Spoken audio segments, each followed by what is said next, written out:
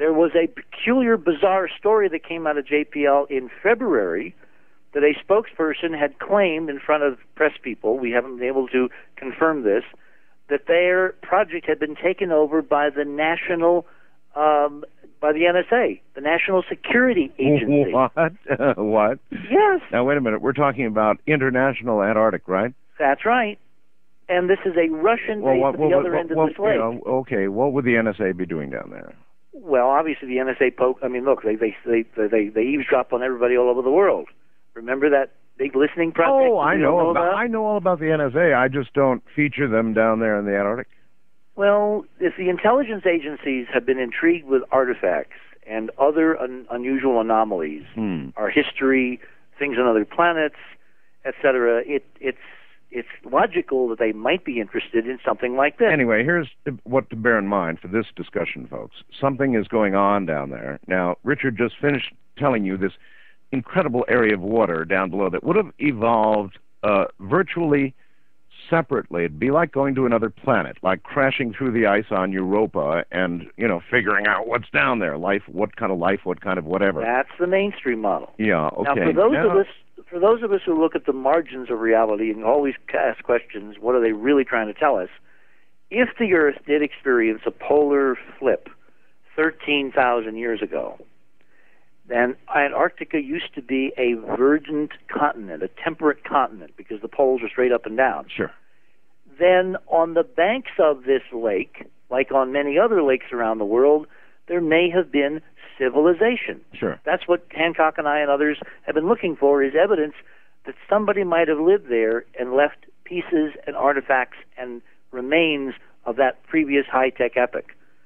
So when this anomaly was reported, and it's been reported now not just on the Internet, but in Scientific American, there are stories from the Antarctic Sun, which is the official newspaper of the National Science Foundation down there. There are quotes from recognized geologists like Robin Bell, no relation, I guess, Art, at Columbia. I mean, there's a lot of excitement. She has a 4-year grant from the NSF to continue her studies, and this was her first big survey to find out what the lake was really all about. If the lake was once temperate and liquid, in an open air, in a verdant continent situation, not frozen like it is now, then possibly on the shores there would have been remains of settlements or villages or a city. So as soon as this anomaly got published, I said to myself, oh my God, because this type of anomaly and the size, we're talking an anomaly which is 60 by 40 miles on a side, Art. Gigantic, but as big as Los Angeles, all right, in other words. But let's... It's like a city. If you had metals and structures and skyscrapers. Yep. Now, the ice doesn't come all the way down to the surface.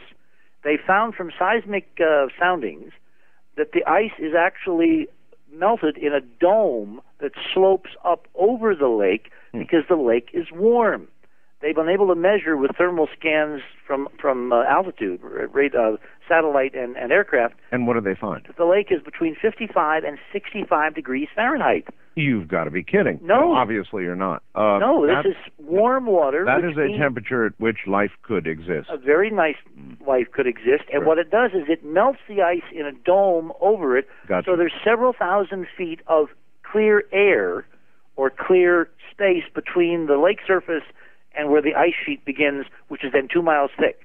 Okay. I mean, this is like right out of science fiction. It's like out of the most remarkable fantasy you can imagine, except it's all for real. So here's what we're proposing. Here's one of the ideas.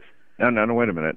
We left off at 4 people who were sick. Back at McMurdo. Which is really, it's crazy they wouldn't tell us what's wrong, because they have with the 2 doctors. Now they're citing privacy, and there's 4 that are sick. Late news, Richard, as you well know, has it now that 11 or 12 are coming out. As of yesterday, they suddenly upped the total number of extractees to 12. Why? What? Of course, we don't know.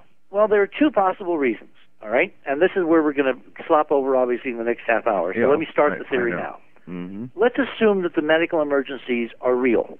Yes. How could you get 2 simultaneous emergencies at 2 different bases, hundreds of miles apart? The answer is if they came in contact with something common that infected them both. Now, if you know anything about the Antarctic, folks, you know that it's one of the most sterile places on the planet. Ever since the first expeditions have gone down there, they have come back with tales about how they never get colds, they never get flu, they never get sick, because no germs and microbes and viruses can live. Can't live down there in that environment. And of course, people are very carefully screened medically with blood tests, all the rest of it before they go down. They're even quarantined for a few days when they first arrive, just in case they brought some little guys from home. Right. So this is so anomalous, and there have been 50 years, half a century or more, of steady back and forth commerce and travel and expeditions and research going on, and nothing like this has ever happened. So that right away says there's something different going on now than has ever gone on before. So here's our model. Suppose somebody jumped the gun and decided for whatever reason they had to get through that ice and get to the source of the anomaly underneath 2 miles at the northern end of Lake Vostok. If they didn't do it with proper precautions, then whatever they brought up, if it wasn't quarantined, might have infected them.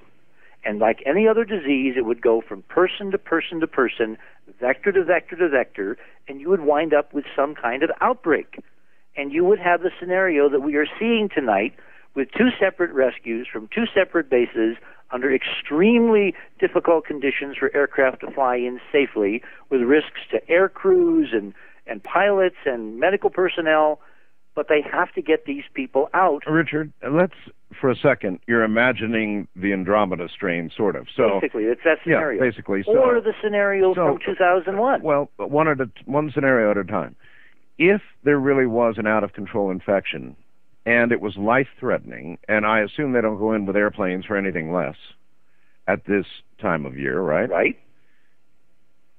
Then wouldn't the authorities consider other options as well? In other words, if you've got something brand new, this is all just speculation, folks, but if you've got something brand new, would you really want to cart it into New Zealand? The last thing, Lart, you put your finger on the problem with this whole story, because the last thing you want to do is to bring those people to a terminus that will communicate it to the rest of the world. Although you would certainly want samples of whatever it is, so you could begin going to work on some sort of level 4 or 5, whatever they call it, secure facility. But it's very difficult to bring people out and keep them under quarantine, under that kind of quarantine, particularly if they have something that's you've never seen before and you're very worried about it.